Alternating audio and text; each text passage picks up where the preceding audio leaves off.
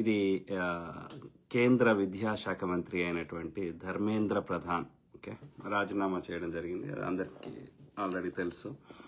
So అయితే ఇక్కడ ఎందుకు అది మనము అంటే సెలబ్రేట్ చేసుకుంటున్నాము అంటే బీజేపీ అనే యొక్క మూర్ఖమైనటువంటి పార్టీ అంటే తానాషా అంటే అదే డిక్టేటర్షిప్ ఒక నియంతృత్వాన్ని ప్రదర్శించేటువంటి బీజేపీ అంటే బీజేపీ రాజ్నాథ్ సింగ్ ఓకే కేంద్ర ఇది మన యొక్క రక్షణ శాఖ మంత్రి క్లియర్ గా స్టేట్మెంట్ ఇచ్చిండు అన్నట్టు. ఏమని అంటే బీజేపీలో రాజీనామాలు ఉండవు.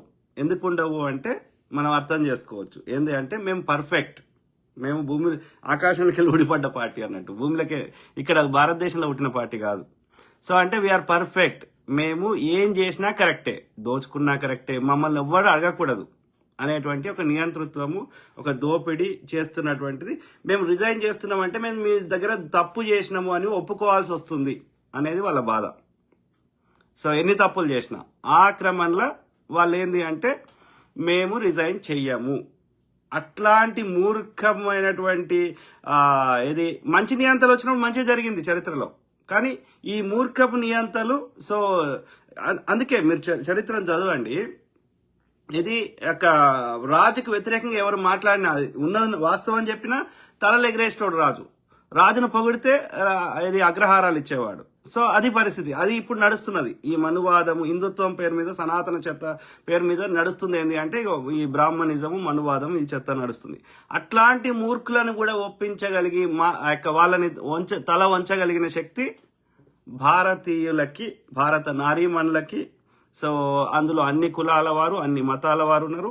సో మెజారిటీ భారతదేశంలో హిందువులు ఉంటారు కాబట్టి మనకు మెజారిటీయే కౌంట్స్ కాబట్టి 49 మంది వ్యతిరేకంగా ఓటేసినా 51 మంది అనుకూలంగా ఓటేస్తే అది వాళ్ళు గెలిచినట్టు, అది తీర్మానం. Okay so majority wins. 100% వ్యక్తుల యొక్క ఫుల్ సపోర్ట్ ఎక్కడా రాదు. కాబట్టి మెజారిటీ భారతదేశంలో హిందువులు ఉన్నప్పుడు ఆ హిందువులు తల్లులు కానీ తండ్రులు కానీ లేకపోతే వాళ్ళ పిల్లలు కానీ మెజారిటీ మనం చూస్తున్నాం కదా వీడియోలు అన్నిట్లలో ఉద్యమాల్లో.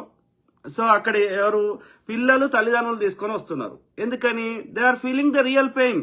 ఓకే సో కాబట్టి సో అందులో ఇది ప్రతి భారతీయుడి ప్రతి హిందువు యొక్క విజయం. ఓకే అయితే ఇది ఒక ధర్మేంద్ర ప్రధాన్ గురించి కాదు. ఇక్కడ ధర్మేంద్ర ప్రధాన్ రాజీనామా ఒక కేంద్ర బీజేపీకి సంబంధించిన కేంద్ర మంత్రిని రాజీనామా చేయించినాం అంటే మోడీ అమిత్ షాల యొక్క తల వంచినం. ఎవడైనా మాకు యొక్క ప్రజాస్వామ్యాన్ని గౌరవించాల్సిందే. ఎవడైనా సరే ప్రజల హక్కులని కాలరాయకూడదు. ఎవడైనా సరే కొంతమంది స్వార్థ పరుల కోసం బీజేపీ వాళ్ళకి సీట్లు అమ్ముకొని మిగతా మొత్తం హిందువుల యొక్క మిగతా భారతీయుల యొక్క భవిష్యత్తును ఆడుకుంటా అంటే చూస్తూ ఊరుకోము. తోల్ది. ఇప్పుడు వీళ్ళ విద్యాశాఖలో తెలియకుండా ధర్మేంద్ర ప్రధాన్కి మోడీకి అమిత్ షాకి తెలియకుండా పేపర్ లీక్లు కంటిన్యూస్ గా ప్రతి సంవత్సరం జరుగుతాయా? మరి జరుగుతుంటే వీళ్ళు డిమాండ్ చేయకముందే మీరు ఎందుకు చర్యలు తీసుకోలేదు? ఎందుకు వీళ్ళని ధర్నా చేస్తుంటే వీళ్ళని ఎందుకు ఆపే ప్రయత్నం చేసినావు?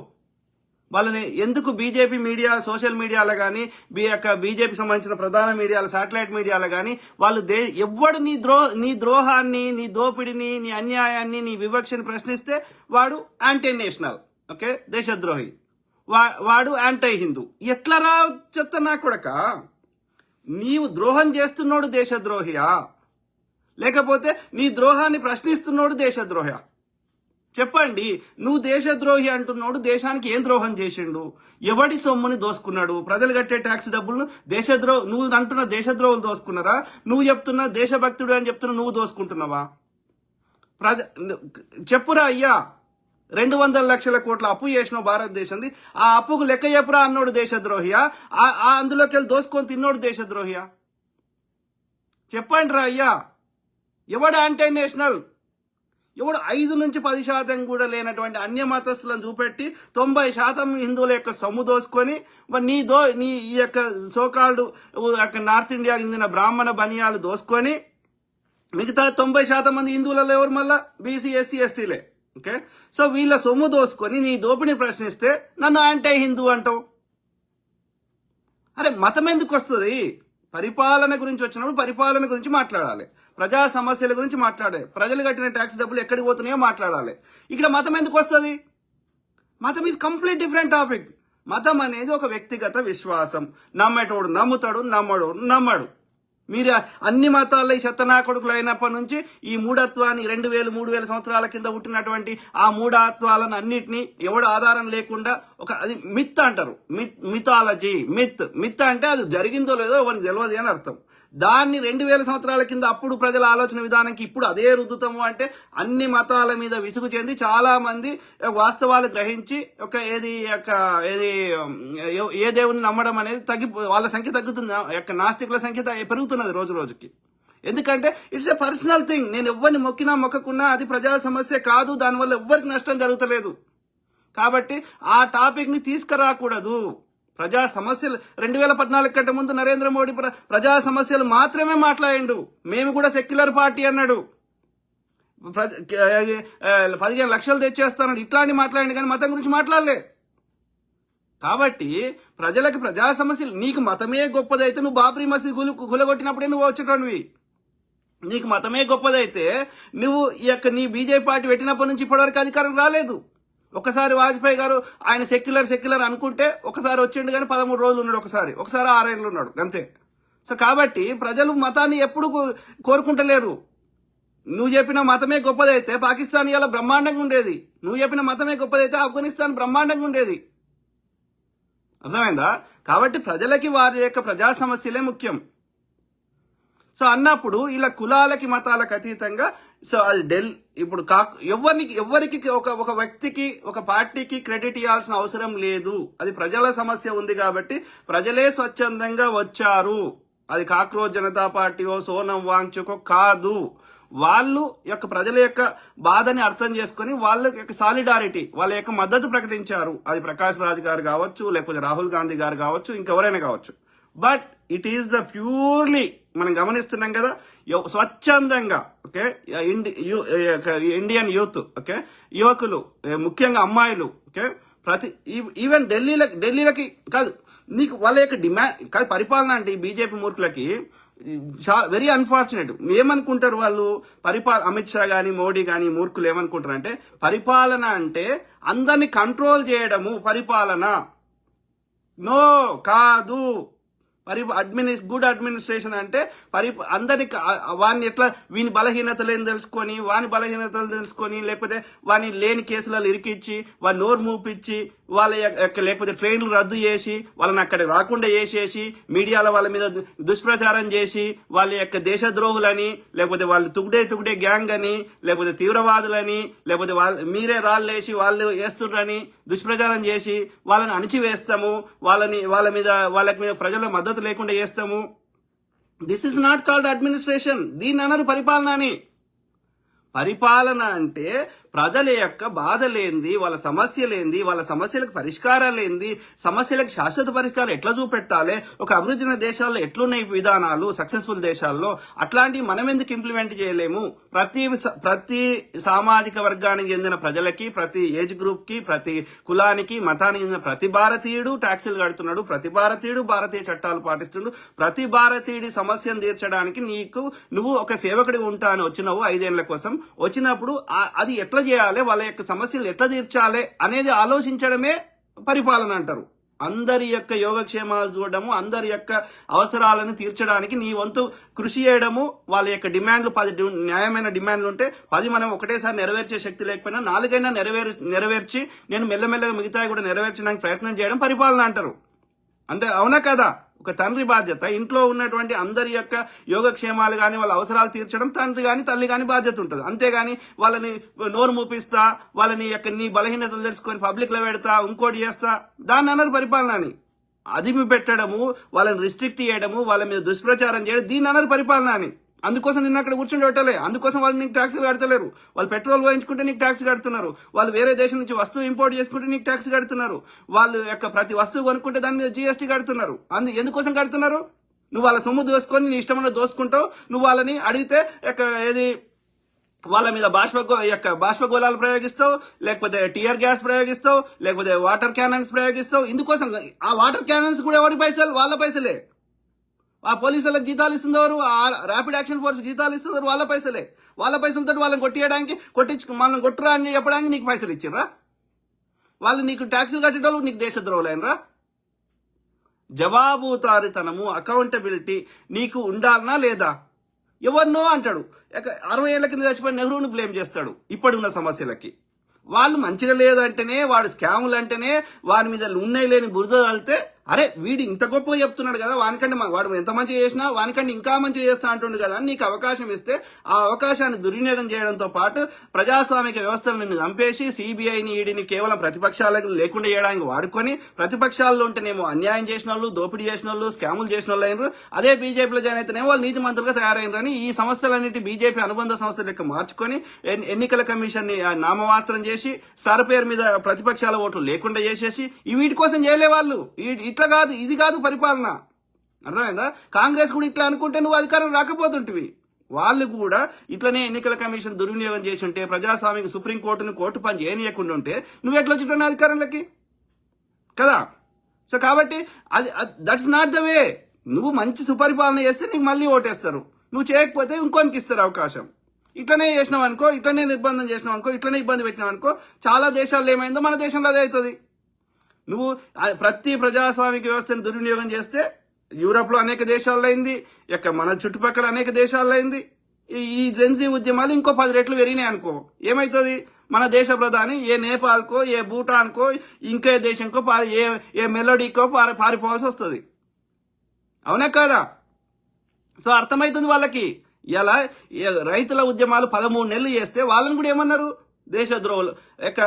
వాళ్ళకి పంటను నల్ల చట్టాలు తెచ్చి దానికి మేలయ్యేటట్టు చేసి రైతులని ఎండబెడతా అంటే, హర్యానా రైతులు కానీ, ఢిల్లీ రైతులు కానీ 13 నెలలు కష్టపడితే వాళ్ళ మైకులు కట్ చేయడము, వాళ్ళకి బాత్రూంలో కరెక్ట్ లేకుండా చేయడము, అక్కడ ఇంటర్నెట్ జామ్ చేయడము, చువ్వలు పెట్టడము, ఇవన్నీ రిపీట్ చేసినావు.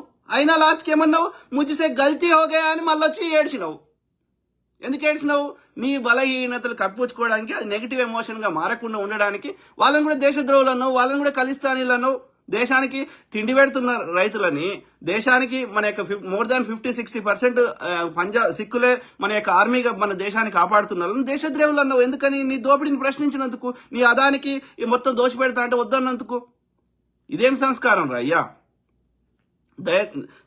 Same you try to repeat that. కానీ ఇది ఇంకా వాళ్ళు ఒక రైతులు, అది కూడా సౌత్ ఇండియా నుంచి అక్కడ పోకుండా ఉండి ఒక 2 రాష్ట్రాల చెందిన వాళ్ళు. ఇప్పుడు ఏమైంది?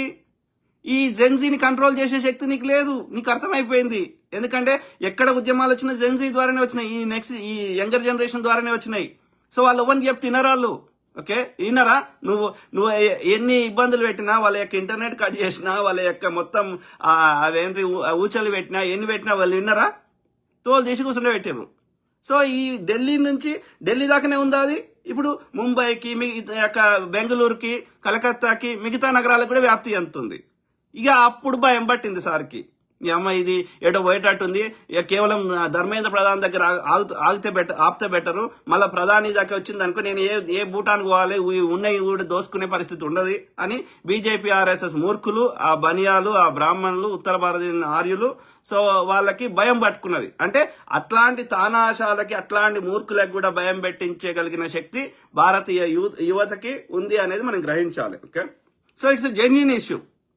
సో కాబట్టి అంటే ఇక్కడ ఒకటే మనం గమనించాల్సింది, ఇక్కడ మనము వాడు టెంపరీగా ఇబ్బంది పెట్టినా సరే మనం ఒక కన్సిస్టెంట్ గా పోరాటం చేస్తే దానికి నాయకుడు కూడా అవసరం లే. ఉద్యమాలకి ఇప్పుడు పరిస్థితి చూడండి.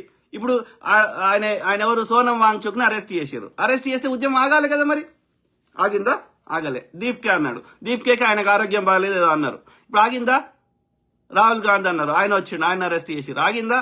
ప్రకాష్ రాజ్ పోయిండు, అంటే ఆయన పోయిండు వచ్చిండు. సో ఎవడున్నా లేకున్నా ఆ ఉద్యమం ఆగుతలేదు. జనాలు వస్తూనే ఉన్నారు, వాళ్ళ తల్లిదండ్రులను తీసుకొని వస్తూనే ఉన్నారు, ఇతర రాష్ట్రాలను తీసుకొని వస్తున్నారు. మన తెలంగాణ నుంచి కానీ, ఆంధ్రప్రదేశ్ నుంచి కానీ, లేకపోతే కర్ణాటక నుంచి కానీ, తమిళనాడు నుంచి కానీ, ఇక్కడ నుంచి పోయేటోళ్ళు పోయినరు. అక్కడ ఢిల్లీ పరిసర ప్రాంతాలు, ఉత్తరప్రదేశ్, కాన్పూర్, బీహారు, సో దేశమంతా వాళ్ళంతటా వాళ్ళు స్వచ్ఛందంగా ఢిల్లీ పోతున్నారు. పోలేని వాళ్ళు ఉన్న నగరాల్లో వాళ్ళు నిరసన జరుపుతున్నారు, ఉద్యమాలు చేస్తున్నారు. ఢిల్లీలో ఒక ఆమె మొత్తం ఒక ట్రక్ నే ఆపింది వాళ్ళని అరెస్ట్ చేసి తీసుకుపోతుంటే. సో ఈవెన్ వీళ్ళు చేసే ఉద్యమాలని చూసి ఎవరైతే పోలీస్ ఫోర్స్, మిలిటరీ ఫోర్స్ అంటారో వాళ్ళకు కూడా పిల్లలు ఉన్నారు, వాళ్ళు కూడా సాలిడారిటీ ప్రకటిస్తున్నారు. వాళ్ళు కూడా మద్దతు ప్రకటిస్తున్నారు. అంటే ఇక్కడ ఏమంటున్నా, వెన్ ద ఇష్యూ ఈజ్, సమస్య నిజమైనప్పుడు, సమస్యలో అందులో ప్రజలు ఫీల్ అవుతున్నప్పుడు దానికి నాయకుడు అవసరం లే, ఏం అవసరం లే, ప్రజలు స్వచ్ఛందంగా వాళ్ళు పోరాటం చేస్తే ఎవడైనా దిగి, ఎంత తానాష అయినా, ఎంత డిక్టేటర్ అయినా, వాడు ఎంత నియంత అయినా దిగి రావాల్సిందే అనేది ఇక్కడ మనం గమనించాలి. ఓకే, సో కాబట్టి ఇప్పుడు నెక్స్ట్ టైం లీకులు చేయమని చూద్దాం. వాడు తప్పించుకునే ప్రయత్నం చేసిండు, ఆపే ప్రయత్నం చేసిండు, వీళ్ళ మీద బురద చల్లే ప్రయత్నం చేసిండు. లాస్ట్కి ఏమన్నాడు, మొన్న వీడియో చేసి మనము ఎవరినో శిక్షిస్తాడట ఒక 40 మందిని.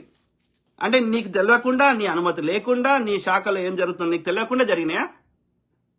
అంటే నువ్వు మాత్రం బాధ్యత తీసుకోవు, నీ తప్పును మాత్రం అంగీకరించవు. అది కూడా కన్సిస్టెంట్గా ప్రతి సంవత్సరం జరుగుతుందా? అన్ని కంట్రోల్స్ కేంద్రంలో చెలబెట్టుకోవాలి. ఏ రాష్ట్రం కూడా వాళ్ళ సొంత నిర్ణయాలు తీసుకోకూడదు. రాష్ట్రం కూడా అన్ని పవర్స్ తీసేయాలి. ఇదేమి సంస్కారం? ఆలోచించండి మిత్రులారా. సో మూర్ఖులు అన్నట్టు, మూర్ఖులు. ఓకే, 1% కూడా ప్రజల మీద ప్రేమ గాని, గౌరవం గాని, భారతమాత అంటాడు. భారతమాత అంటే ఏంది? భారతమాత అంటే ఒక విగ్రహం కాదు, భారతీయులందరికీ ఒక సింబాలిక్ గా రిప్రజెంట్ చేసేది ఒక రూపం అంతే. ఎక్కడ భారతమాత లేదాడ, ఎక్కడో కూర్చుండి ఇట్లా అన్ని సింబం పట్టుకొని ఇట్లా కూర్చొని ఒక ఆమె లేదాడ. ఓకే, అర్థమైందా? భారతీయులందరికీ నువ్వు ఒక సింబాలిక్ గా వీళ్ళందరినీ, ప్రజలని ఆ రూపంలో నువ్వు కొలవడానికి సిద్ధంగా ఉన్నావు అన్నప్పుడు ప్రజల యోగక్షేమాలు చూడకపోతే భారతమాత అని విగ్రహాన్ని మొక్కితే కాదు కదా. అప్పుడు భారతమాతను మోసం చేస్తున్నట్టే నువ్వు. ఆలోచించండి మిత్రులారా. సో ఇది వాడోడు పీయూష్ గోయల్, ఆడొక మంత్రి. రాజ్నాథ్ సింగ్ వాడేమో మా పాలనలో రాజీనామాలు ఉండవు అన్నాడు. ఉన్నాయి, చూడు రాజ్నాథ్ సింగ్. ఓకే, సిగ్గులేనోడా. ఓకే, గులాంగిరి ఒక్కడు నీ యొక్క ఇది లేడు. వాడు పీయూష్ గోయల్ ఏమంటాడంటే, ఒక ఇద్దరు బొద్దింకలనంట లట్కాయించంటే ఉరిదీయాలంట. ఉరిదీస్తే మిగతా బొద్దింకలన్నీ భయపడి కామైతాయంట. ఎవరిని ఉరిదీస్తాడో చూడురా అయ్యా, పిచ్చి నా కొడుకులు. అంటే సిగ్గు, శరం, మానం, లజ్జ లేదు, ప్రజల మీద ప్రేమ లేదు, రాజ్యాంగం అంటే తెలియదు, ప్రజాస్వామ్యం అంటే తెలియదు, ఏమీ లేదు. నేను వీళ్ళందరి సంపాదన దోసుకొని వీళ్ళందరి మీద ఆధిపత్యం చేస్తా, అజమాయిషి చేస్తా. ఎవడివి నువ్వు? వీళ్ళందరూ అనుకుంటే నువ్వేడు ఉంటావు? ఆలోచించండి మిత్రులారా. సో దానికి తోడు ఐటీ యాక్టులు తేవడం. వాస్తవాలు చెప్తే వాళ్ళేమో అందరి మీద బుద్ధ వెళ్ళొచ్చు. రాములమ్మలు, తొక్కలమ్మలు పెట్టుకొని, మౌనిక వంకరలు, ఎవతోనో పెట్టుకొని ప్రజలు ఎవడైతే ప్రశ్నిస్తే వాళ్ళని రకరకాల పేర్లతోటి అవమానించుడు, లేకపోతే అర్బన్ నక్సలైట్లు అనుడు, లేకపోతే యాంటై నేషనల్ అనుడు, దేశద్రోహులు అనుడు, లేకపోతే యాంటై హిందూ అనుడు, లేకపోతే గొర్రెబిడ్డ అనుడు, రకరకాల పేర్లతోటి, విన్యాసాలతోటి ఎవడు ప్రశ్నిస్తే వాళ్ళ మీద బురద వెళ్తారు. ఎవరు? ఈ బ్యాచ్ ఉన్నది, ఒక బ్యాచ్. వాళ్ళకి ఏ సమస్యలు పట్టాయి. ఆడ ఉంచక ముందే ఉంచిండని చెప్పడము, పొద్దుగా లేస్తే ప్రతి వాస్తవాన్ని వక్రీకరించడం. నాకు రాములమ్మ, ఈ రమ్యకృష్ణ అనే మీద ఎంతో కొంత గౌరవం ఉండే. జర్నలిజం చేసిర్రు వీళ్ళు. జర్నలిజం అంటే అర్థం ఏంది? ఉన్నది ఉన్నట్టు చెప్పాలి. మా సొంత మసాలా యాడ్ చేయొద్దు. అది ఎవరైనా సరే, అది లెఫ్ట్ ఐడియాలజీ కానీ, రైట్ ఐడియాలజీ, ఏ ఐడియాలజీ అన్న ఉండనివి. ఓకే, కానీ అక్కడ ఏం జరుగుతుందో వాస్తవం చెప్పు. నీవు అందులో వక్రీకరించి నీకు నచ్చిన బిట్ కట్ చేసి నీకు మసాలా యాడ్ చేసి చెప్పడం అది జర్నలిజం ఎట్లయితుంది? కంప్లీట్ స్టోరీ చెప్పు. అది తప్ప రైట్ అనేది ప్రజలు నిర్ణయిస్తారు. ఇట్లా తయారైనరు చాలా మంది.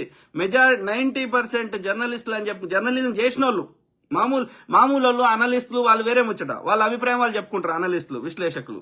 సో వాళ్ళకి కొంచెం ఫ్రీడమ్ ఉంటుంది. కానీ జర్నలిజం చేసిన వాళ్ళకి ఫ్రీడమ్ ఉండదు, ఆ స్వేచ్ఛ ఉండదు. వాళ్ళు ఇష్టం ఉన్నట్టు నరేటివ్ చెప్పడానికి ఉండదు జర్నలిజం చేసిన వాళ్ళకి. ఓకే, జర్నలిస్ట్ అంటేనే ఆడ జరిగినట్టు చెప్పాలి.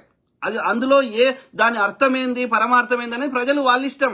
ఆడ కుక్క చచ్చిపోయిందంటే చచ్చిపోయిందని చెప్పాలి. అది ఎందుకు చచ్చిపోయింది, ఏమైంది అనేది అది నువ్వు చెప్పిన దాని స్టోరీని బట్టి వాళ్ళు అర్థం చేసుకునే కాడికి అర్థం చేసుకుంటారు, ఎవరి ఇష్టం వాళ్ళు. కానీ నువ్వు సొంత మసాలా యాడ్ చేయకూడదు. దాన్ని జర్నలిజం అనరు. అది రాములమ్మ అయినా సరే, తులసి చందు అయినా సరే. అర్థమైందా? సో ఆ క్రమంలో ఈ ఐటీ యాక్ట్ అని తీసుకొచ్చి వాళ్ళ చెత్తనేమో ప్రచారం చేస్తారు. అబద్ధాలు, ఏఐలు, బోయలు, లేకపోతే వాళ్ళ మీడియాలో. మనం వాస్తవాలు చెబుతుంటే వాళ్ళకి కౌంటర్ గా మనం వాస్తవాలు చెప్తున్నాం, అబద్ధం చెప్తలేము. అయినా సరే వాళ్ళు వాడిన పదజాలాన్నే మళ్ళీ రిపీట్ చేసి చెప్పినా, లేకపోతే వాళ్ళని మిమిక్ చేసినా, ఐటీ యాక్ట్ అని తెచ్చి వాళ్ళకి ఏదైతే ఇది వైరల్ అవుతుందో, ఏదైతే వాళ్ళ యొక్క లోపాలను ఎత్తి చూపెడుతుందో దాన్ని ఐటీ యాక్ట్ అని చెప్పి అది బ్యాన్ చేయడం. అంటే దీని ఏంది? ప్రజాస్వామ్యాన్ని హననం చేయడం కదా. ఆర్టికల్ 90 చంపేయడమే కదా. అదే అంటున్నా, ఎందుకు వస్తుంది ఈ థాట్ ప్రాసెస్? ఎందుకంటే నువ్వు పరిపాలన అంటే ఏమనుకుంటున్నావు? అందరినీ కంట్రోల్ చేయాలి, ఈ చట్టం తేవాలి, ఆ చట్టం తేవాలి, ఉపా చట్టం పెట్టాలి, పోక్సో చట్టం పెట్టాలి, అట్రాస్ చట్టం పెట్టాలి, లేకపోతే ఐటీ యాక్ట్ తేవాలి, ఎన్ఎస్సీఏ తేవాలి, ఏదో ఒక పేరు చెప్పి వాళ్ళని నోరు మూపియాలి. దాన్ని అనర్రా పరిపాలన అని వేసినా కొడక. అర్థమైందా? పరిపాలన అంటే వాళ్ళ న్యాయపరమైన డిమాండ్లని తీర్చడానికి ప్రయత్నం చేయడం, అది పరిపాలన అంటారు. అర్థమైందా? సో ఎవడన్నా తప్పు ఎత్తి చూపెడితే తప్పుని సరిదిద్దుకోమని అర్థం, కానీ తప్పు అని చెప్పిన వాడిని చంపమని కాదు. సో ఐటీ యాక్టులు, ఓకే, ఐటీ యాక్ట్ తెచ్చి అట్లా చేయడం. ఇప్పుడు వీళ్ళ మీద కొట్లాడటం మీద ఎన్ఎస్సీ యాక్టు ఎందుకు? ఎన్ఎస్సీ నేషనల్ సెక్యూరిటీ యాక్టు ఎందుకు? ఎవరికి వాడతారు అది? టెర్రరిస్టులకి, ఆతంకవాదులకి, బాంబులు వేసేటోళ్ళకి, దేశంలో ఏదైనా విచ్ఛిన్నం, దేశాన్ని సంపదను కానీ మానవులను కానీ చంపడం కానీ నాశనం చేయడం కానీ, అంటే ఒక పాకిస్తాను ఇంకో దేశము మన దేశం మీద దండయాత్ర చేస్తే, లేకపోతే పాకిస్తాన్కి యొక్క సీక్రెట్ సమాచారం చేస్తే, అట్లాంటిది నేషనల్ సెక్యూరిటీ యాక్ట్ అంటే దేశ భద్రత. సో దాన్ని విద్యార్థుల మీద లేకపోతే యాక్టివిస్టుల మీద, ప్రజా సమస్యల మీద పోరాటాల మీద, నీ దోపిడీ మీద ప్రశ్నించడం మీద ఎన్ఎస్సీ యాక్ట్ పెడతారా? వాళ్ళు దేశద్రోహం చేసిరా? వాళ్ళు ఆతంకవాదులా, తీవ్రవాదులా? నీకు ట్యాక్స్ కట్టేటోళ్ళు వాళ్ళు దేశభక్తులు అవుతారా, దేశద్రోహులు అవుతారా? వాళ్ళ మీద ఎన్ఎస్సీ యాక్ట్ పెడతావా? చట్టాలు అందుకోసం తెచ్చిర్రా? ఎవడు ప్రశ్నిస్తే వాళ్ళ మీద ఉపా చట్టాలు పెడతావా? అది అందుకోసం తెచ్చిర్రా?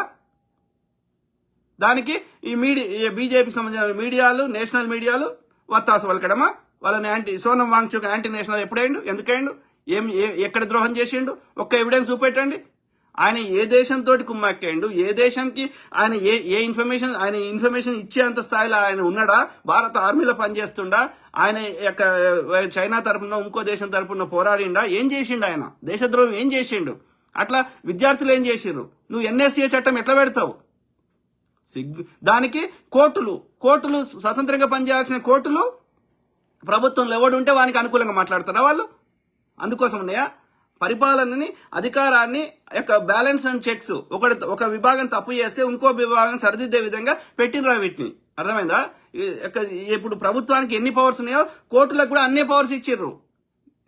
ద జస్టిస్, న్యాయ వ్యవస్థ అన్నిటికంటే above, okay, it's above the president, above the అంటే భారత రాజ్యాంగం ఎనీ డెమోక్రాటిక్ కంట్రీ.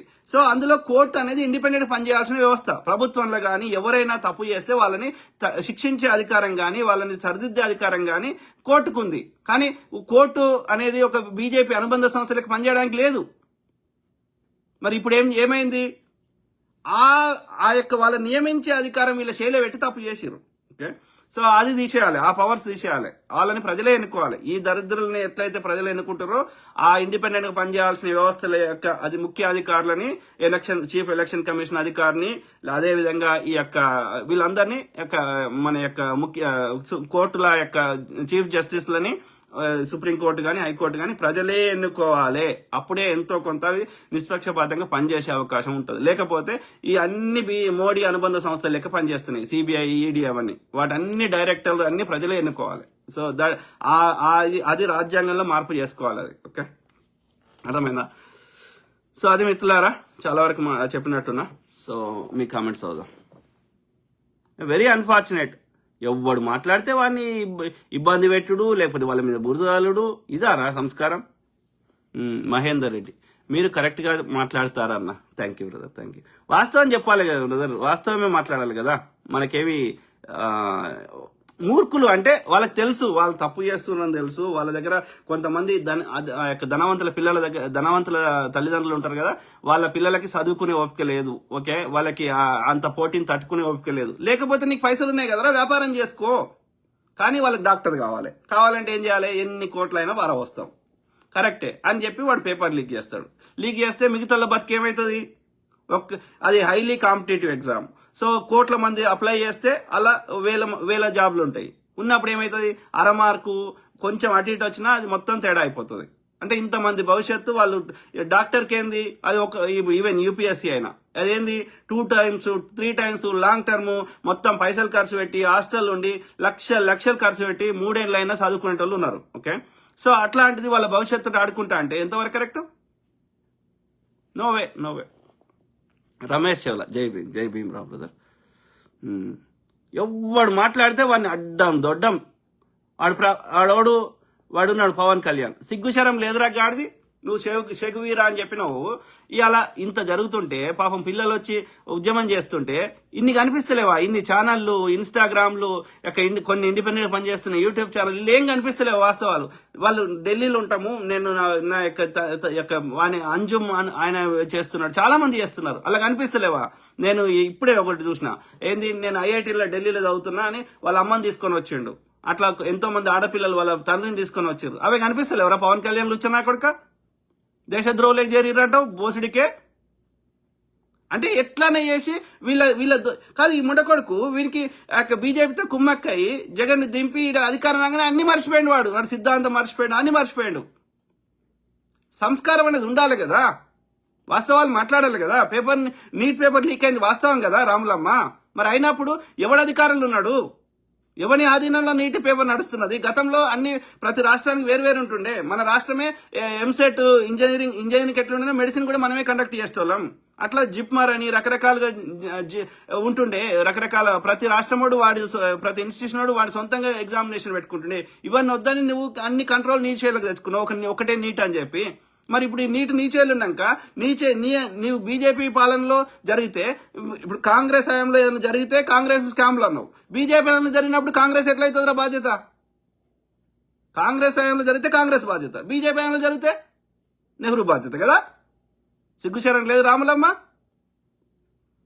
నేను అయిందని చెప్తే సరిపోదు కదా. కాంగ్రెస్ అట్లే అనలే కదా, దానికి న్యాయం చేయమని అడుగుతున్నారు కదా. అడిగిన వాళ్ళని దేశద్రోహులు అంటున్నారు కదా మీరు. పవన్ కళ్యాణ్ సిగ్గులే, వేస్ట్ ఉండకూడదు. అంటే ఎథిక్స్ మొరల్స్ లేవు. మనకు దోపిడీ చేసుకుంటే చాలు, మన ఇల్లు మంచిగా ఉంటే చాలు. మళ్ళా నాకు దేశం అంటే గౌరవము, నాకు ఇదంటే గౌరవం, నీతి వాక్యాలు చెప్తారు. వేస్ట్ ఉండకూడదు. Prashant Kumar Mahankali, around 100 of seafarers died, no one talking about it, innocent labor, they are only they know Pakistan no guts to condemn Trump and others. అదే బ్రదర్, ఏ సమస్య అయినా ఎవరికి వచ్చినా, ఏ భారతీయుడికి వచ్చినా, ఓకే, వాళ్ళందరి ఏమంటారు, వాళ్ళ యోగక్షేమాలు చూడాల్సిన బాధ్యత భారత ప్రభుత్వం ఉంది. కొన్ని రాష్ట్రాలకు కూడా కొన్ని పరిమితులు ఉంటాయి, కానీ mostly out of the country అంటే మన కొన్ని శాఖలు అయితే only exclusively federal government, central government కి ఉంటాయి. కాబట్టి వాళ్ళు బాధ్యతగా చేయాల్సిన అవసరం ఉంటుంది. మన రాష్ట్రాలు ఏమైనా చేద్దామంటే కూడా మళ్ళీ వాడు అడ్డుపడతాడు. So misleading BJP IT slaves propaganda ఏమంటున్నారు Prashant Kumar Mahankali. There is no army involvement in Delhi protest, but they are involving army only, RAF and Delhi police involved. Attacks on students, they are misguided. Yes brother, అదే rapid action force, అట్లనే Delhi police అని ఢిల్లీ ముఖ్యమంత్రి ఉంటాడు, కానీ ఢిల్లీ ముఖ్యమంత్రికి ఏం ఉండదు. అలా మొత్తం కేంద్రమే కంట్రోల్ చేస్తారు ఢిల్లీని. అది అటు కేంద్ర పాలిత ప్రాంతం కాదు, అటు ఇది కాదు. సో అది డిఫరెంట్ ఉంది అది రాజ్యాంగంలో. ఓకే,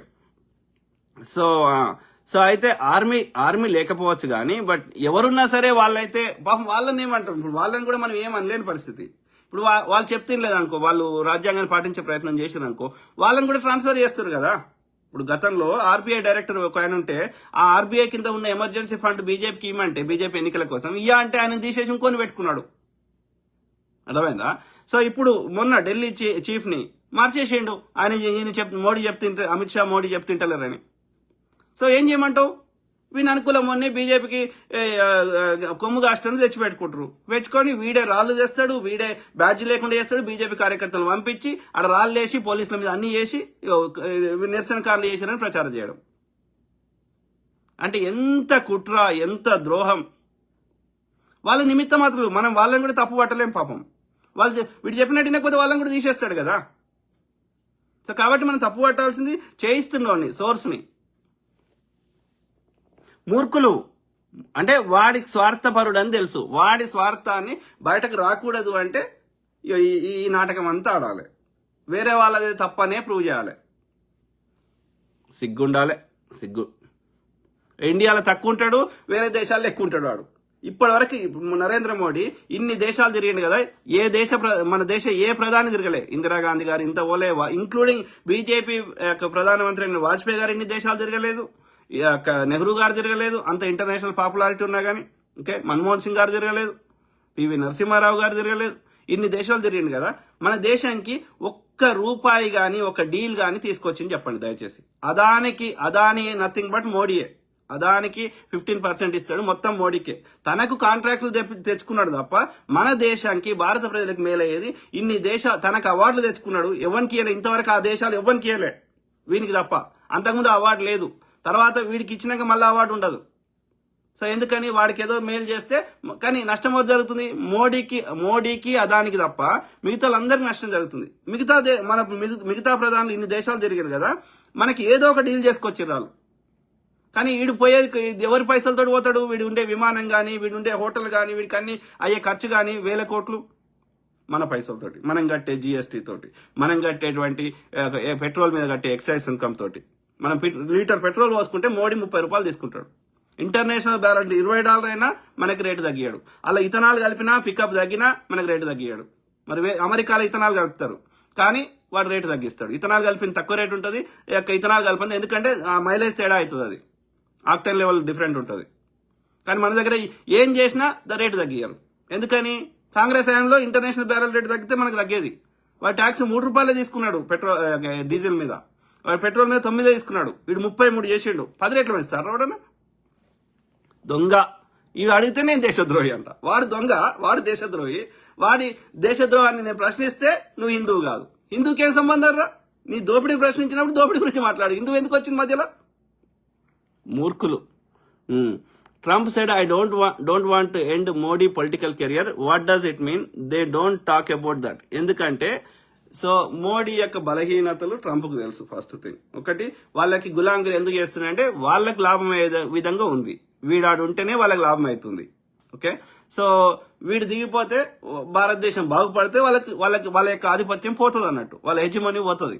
సో అది ఏమంటారు, ఇంటర్నేషనల్ పాలిటిక్స్ అన్నట్టు అది. ఓకే, సో అందుకని ఈ మూర్ఖుని తెచ్చి కూర్చుండబెట్టారు, వీడిని వాళ్ళే తెచ్చి కూర్చుండబెట్టారు అనేది నా స్ట్రాంగ్ ఒపీనియన్. అట్లా అందుకే, లేకపోతే వాడు ఎందుకు గులాంగిరి చేస్తాడు? వీడి వల్ల వానికి లాభం ఉంది, వాని వల్ల వీనికి లాభం ఉంది. నష్టం ఎవరికి జరుగుతుంది? భారత ప్రజలకి. ఇట్లా మిగతా ఇంక్లూడింగ్ నేను వాజ్పేయి ఆ పార్టీ ఐడియాలజీతో నేను విభేదించిన వాజ్పేయి గారు ఇంత దిగజారలేదు. ఆయన తన సన్నిహితుల దగ్గర ఈయన్ని గుజరాత్కి ఎందుకు ముఖ్యమంత్రి చేసినా వీడు ఒక్కసారి కూడా ఎమ్మెల్యే కానని చాలాసార్లు బాధపడ్డాడు. ఆయన చెయ్యన్నాడు. అద్వానీ నా గురువు అని అద్వానీతో చేయించుకున్నాడు వీడు. వాడు వచ్చిన వితిన్ 6 months లోపల అక్కడ గుజరాత్ లో ఏది బీజేపీ గవర్నమెంట్ ఉండే, ఆయన పేరు నేను మర్చిపోయినా, అప్పుడున్న బీజేపీ ముఖ్యమంత్రి పేరు. ఓకే, ఏదో ఉండే భుజ్ లో భూకంపం వస్తే అక్కడ ప్రజలు తీవ్ర అసంతృప్తి ఉన్నారు. భూకంపం వచ్చింది, అట్లనే ఏమంటారు ఈ యొక్క వర్షాలు వల్లేదు. ఓకే, అందువల్ల చాలా కరువు కాటకాలతో ఉండే గుజరాత్. అప్పుడు ఉంటే వీడు వచ్చిండు, 6 నెలల్లో వచ్చిండు. బీజేపీ మీద వ్యతిరేకత పొడగొట్టడానికి వీడు చేసినది ఏంటి అంటే గోద్రా. మొత్తం ఆ పబ్లిక్ ఇష్యూస్ నుంచి పబ్లిక్ డైవర్ట్ చేయడానికి వీడికి పన్నిన కుట్ర హిందూ ముస్లిం. దాంతో ఇక బీజేపీకి అప్పటి నుంచి ఇప్పటి వరకు మళ్ళీ వేరే పార్టీ రాకుండా చేయాల్సిన కుట్రలు అన్నీ చేస్తూనే ఉన్నాడు, ప్రజా సమస్యలు తీర్చడం తప్ప. ఇప్పుడు వర్షం పడి అహ్మదాబాద్ ఎయిర్పోర్ట్ నీళ్ళల్లో ఉన్నది. ఇది పరిస్థితి గుజరాత్లో. దొంగ.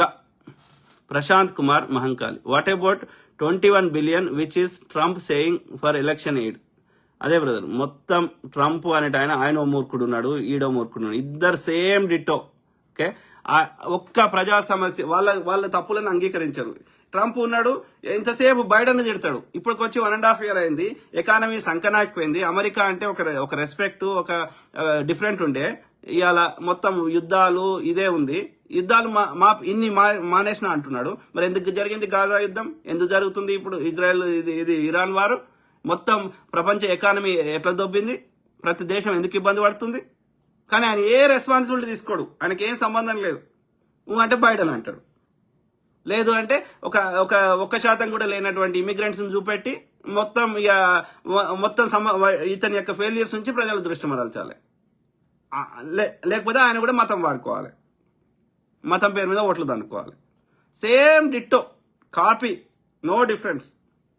ఇక్కడ అమెరికా ప్రజలు చాలా బాధపడుతున్నారు. సేమ్ అక్కడ కూడా అదే పరిస్థితి. వీళ్ళకి ఒక్క ప్రజా సమస్య పట్టదు. మూర్ఖులు. Very unfortunate. సో కానీ ప్రజలు గుడ్ థింగ్ ఏంటంటే ప్రజలు ఏమంటారు చైతన్యం అవుతున్నారు, ప్రజలకు అవగాహన వస్తుంది. ఇంకా చదువుకోని వాళ్ళకి కూడా ఈ సోషల్ మీడియా పుణ్యం వల్ల ఎంతో కొంత అవగాహన వస్తుంది. వాళ్ళు కూడా ప్రశ్నించగలుగుతున్నారు, అట్లీస్ట్ ప్రశ్నించలేకున్నా విషయాన్ని అర్థం చేసుకోగలుగుతున్నారు. ఈ యంగర్ జనరేషన్ అయితే ఫార్ బెటర్. ఓకే, సో కాబట్టి ఏ పార్టీ అయినా ఎవడైనా వాళ్ళు ఇష్టమున్నట్టు చేస్తా, ఇష్టమున్నట్టు దోసుకుంటా, ఇష్టమున్నట్టు నాశనం చేస్తా, పొదుగాలు వేస్తే ప్రజల దృష్టి మరుస్తా, మతం పేరు చెప్తా అంటే కలవదు. ఏ పార్టీ అయినా, ఇంక్లూడింగ్ ఎంఐఎం అయినా, ఇంక్లూడింగ్ ఎవడైనా సరే. ఓకే, ఎందుకంటే ఎక్కడ ఏమైతుందో వాళ్ళకి తెలుసు. ఒక హద్దుకు మించి ఒక 5-10% తప్ప 100 రూపాయలు 10-20 రూపాయలు అటు ఇటు తిన్నా సపోర్ట్ చేయరు. కానీ హద్దుకు మించి దోపిడీ చేసినా, హద్దుకు మించి అన్యాయం చేసినా ప్రజలు ఊరుకోవడానికి సిద్ధంగా లేరు అక్రాస్ ద వరల్డ్ అనేది ఈ మూర్ఖులు గ్రహించాలి. Mallesham correct sir, thank you brother. Chittari Satish ఏమంటున్నారు brother? You're straightforward sir, thank you brother. అంతే కదా బ్రదర్, వాస్తవమే చెప్పాలి కదా. అమర్నాథ్ రెడ్డి, కొన్ని విషయాల్లో నువ్వు సూపర్ అన్నా, థ్యాంక్ యూ బ్రదర్. చూస్తున్నా అన్ని అబ్జర్వ్, సూపర్ అన్నా. ఈ కొడుకులు దేశాన్ని నాశనం చేస్తున్నారు, totally agree with you brother. So వీళ్ళు ఏం చేస్తారు ఆ మూర్ఖులు, బీజేపీ సంబంధించిన వాళ్ళు? ఇప్పుడు మీరు ఎవరైతే నేను వాస్తవం చెప్తున్నాను వాళ్ళు ఆల్ గుడ్ కామెంట్స్ ఉన్నాయి కదా. Ji Manyam, very good, thank you brother. సో చెప్తున్నారు కదా, కానీ ఇప్పుడు ఏదైనా పోస్ట్ పెడతా కదా, ఎస్పెషల్లీ థ్రెడ్స్లో కానీ లేకపోతే ఇన్స్టాలో కానీ ఇంకో దాంట్లో కానీ ఇక వస్తారు, ఇక ఆ చెత్త బ్యాచ్ వస్తారు, బీజేపీ సంబంధించిన ఎడ్డినా కొడుకులు, వాడు పెయిడ్ బ్యాచ్ అన్నట్టు. ఈడ రారు, ఈడ కామెంట్ పెట్టరు, ఆడ వస్తారు. ఇక వచ్చి ఇక ఇష్టం అమ్మని అక్కని ఇక వానికి వచ్చిన బూతులన్నీ ఇక.